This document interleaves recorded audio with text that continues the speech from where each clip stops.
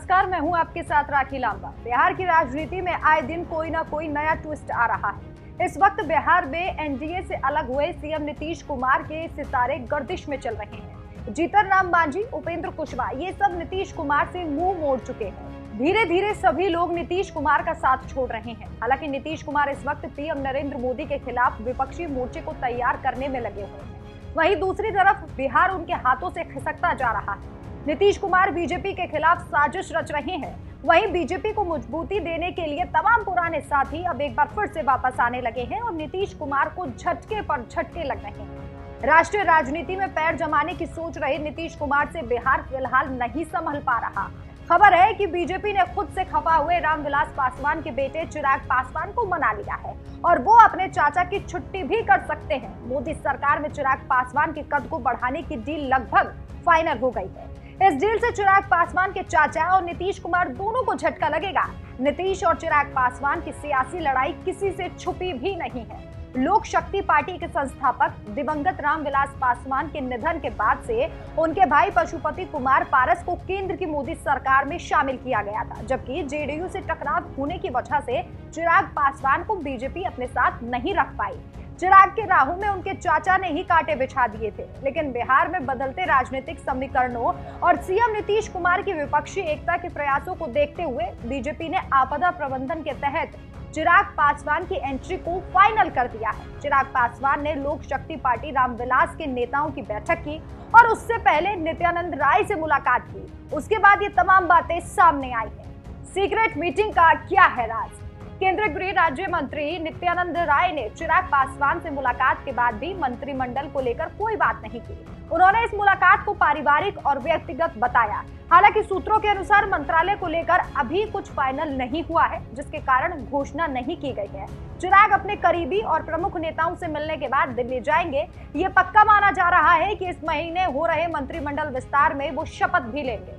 इस मुलाकात को लेकर चिराग पासवान ने जानकारी भी दी और ये संकेत भी दिए कि सभी बातों को सार्वजनिक नहीं किया जा सकता, लेकिन गठबंधन को लेकर चर्चाएं जरूर है। गठबंधन किसके साथ होगा इसको लेकर आज पार्टी के भीतर भी एक गहन मंथन हुआ है, विस्तार में चर्चा हुई है। आज सुबह केंद्रीय गृह राज्य मंत्री आदरणीय नित्यानंद राय जी आए थे, उनके साथ भी कई विषयों पर चर्चा हुई है।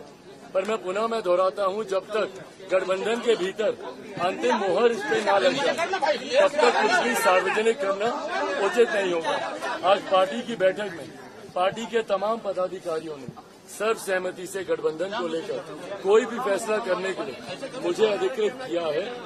संभवतः बहुत जल्द बैठकों का कुछ दौर और चलेगा और उसके बाद जो भी अंतिम फैसला होगा वो सार्वजनिक। इस दौरान चिराग पासवान ने अपने चाचा पशुपति नाथ को लेकर भी निशाना साधा है। उन्होंने यहाँ तक कह दिया कि उनके सरकार में होने या ना होने से उन्हें कोई फर्क नहीं पड़ता। देखिए, एक लंबे समय से गठबंधन को लेकर चर्चाओं का दौर चल रहा था और हम लोग का खैर था कि चुनाव के आसपास ही हम लोग गठबंधन पर एक अंतिम फैसला हम लोग लेंगे।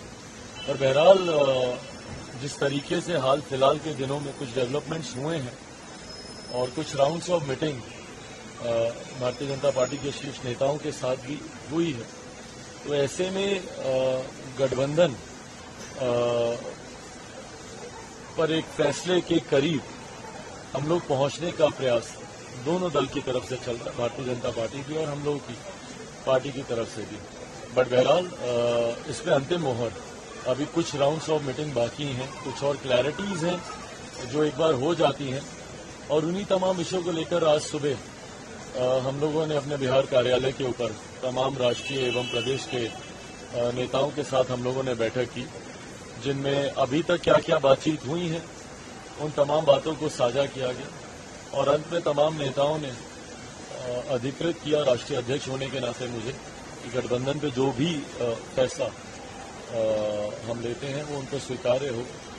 तो अब देखिए, अब आने वाले दिनों में कैसे कैसे और क्या क्या चर्चाएं होती है। आज आप नित्यानंद राय से भी मिले, क्या ये माना जाए कि वो एक दूत का काम कर रहे थे कि सेंटर की बात आपको पटना में जाकर दी गई कि अब ऑलमोस्ट हमारी गठबंधन तय है और आप आइए एनडीए में?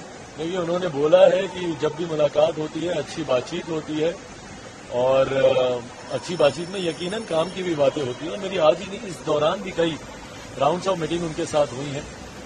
काफी चीजें हैं जो सॉर्ट आउट हुई हैं, कुछ हैं जो अभी और उस पर क्लैरिटी आ जाएगी।